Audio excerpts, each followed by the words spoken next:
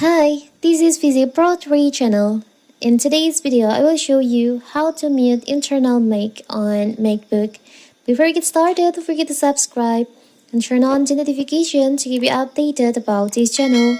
So let's go. All Macs have a microphone included in them, but if you want to disable the internal microphone on your Mac, you can do so through a variety of methods. We'll cover the two easiest approaches to turning off the microphone.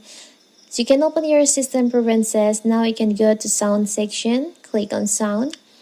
Now you can go to input section and here click on input and you'll find there is an option setting for the selected devices.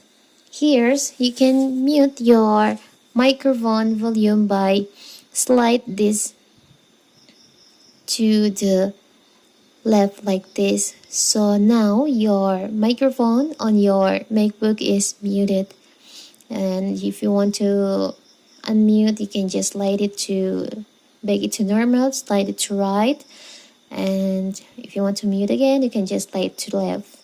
So simple, right? So that is how to mute microphone on MacBook. Don't forget to like and subscribe and turn on the notification to keep you updated about this channel. Thank you and see you.